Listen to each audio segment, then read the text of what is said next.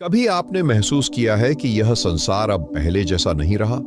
जैसे कोई अदृश्य शक्ति हर तरफ से मनुष्य को घेर रही हो, जैसे हवा में कोई अदृश्य भय घुल गया हो। आदमी हंस रहा है, बोल रहा है, लेकिन भीतर एक ऐसा डर छुपा बैठा है जो दिन ब दिन बढ़ता ही जा रहा है।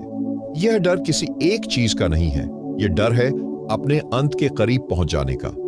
परमहंस योगानंद वर्षों पहले कह चुके थे, एक समय ऐसा आएगा जब मनुष्य अपनी ही बनाई हुई दुनिया से डरने लगेगा, जब उसका बनाया हुआ विज्ञान, उसका लोभ, उसकी हिंसा और उसकी मोहग्रस्तता उसे उसी दिशा में ले जाएगी जहां से लौटने का कोई मार्ग नहीं होगा।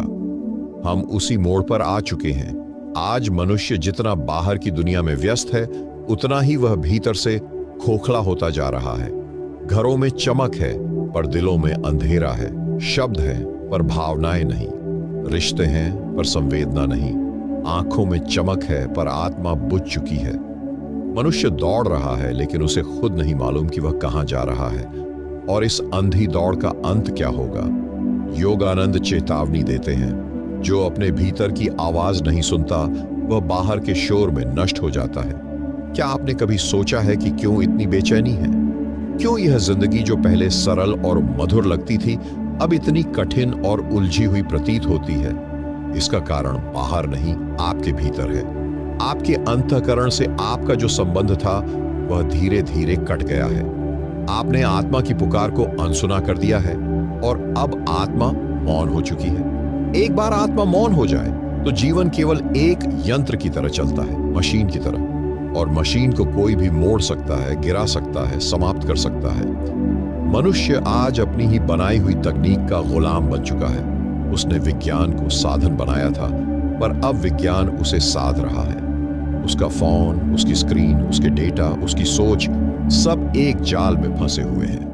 परमहंस योगानंद कहते थे, जो शक्ति विवेक से रहित होती है वह अंततः विनाश लाती है। और आज हम उसी शक्ति के सामने नतमस्तक हैं, बिना आत्मा के, बिना विवेक के। ये समय है जागने का, लेकिन जागना इतना आसान नहीं होता, क्योंकि सोता हुआ मन सत्य से डरता है। वह अंधकार में ही जीना चाहता है। लेकिन जब भीतर का दीपक बुझने लगे, जब आत्मा की आवाज सुनाई देनी बंद हो जाए, तब समझ लीजिए कि विनाश अब दूर नहीं। आप सोच रहे होंगे कि क्या कोई रास्ता है इस अंधकार से बाहर निकलने का? क्या कोई उपाय है जिससे यह पतन रोका जा सके?